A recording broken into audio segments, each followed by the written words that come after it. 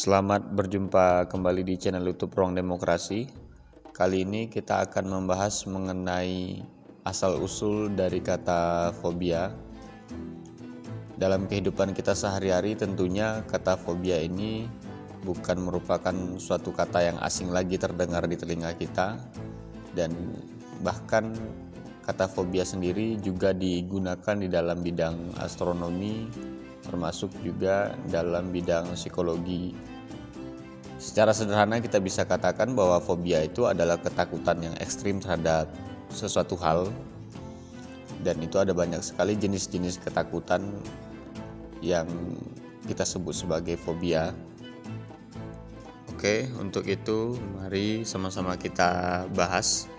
Jadi ternyata kata fobia itu sendiri berasal dari bahasa Yunani yang ternyata diambil dari nama salah seorang dewa minor di dalam mitologi Yunani kuno, yaitu dewa Phobos. Jadi Phobos ini adalah seorang dewa ketakutan. Ia dipersonifikasikan mewakili perasaan daripada makhluk. Bahkan kata fobia di era modern saat ini disebut berasal dari mitos Phobos itu sendiri. Dewa Phobos merupakan anak dari seorang dewa perang bernama Ares. Dan Phobos ini dia mempunyai saudara kembar bernama Deimos. Deimos ini merupakan dewa teror.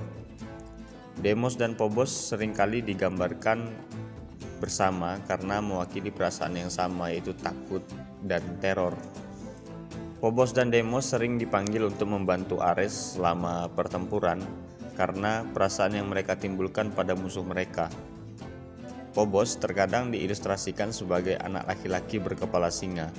Selain itu, Phobos juga diilustrasikan dalam perisai Agamemnon berada di tengah perisai berkepala singa.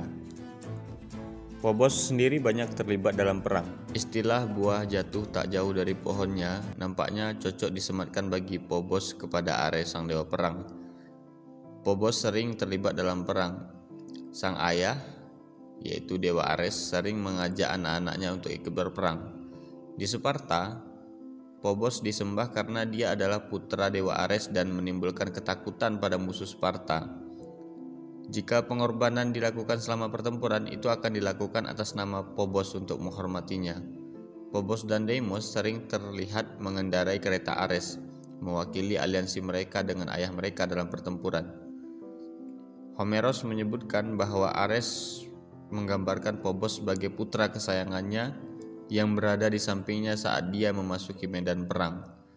Homer menggambarkan Phobos membawa ketakutan bahkan kepada prajurit yang paling sabar dan bijaksana. Dalam deskripsi Hesiodos tentang perisai Hercules, dia menggambarkan perisai itu memiliki Phobos dengan mata yang memancarkan api dengan mulut gigi putih cerah yang terlihat saat dia menatap lawan-lawannya. Dengan demikian, kata Phobos itu sendiri ditarik ke dalam ilmu psikologi dan astronomi.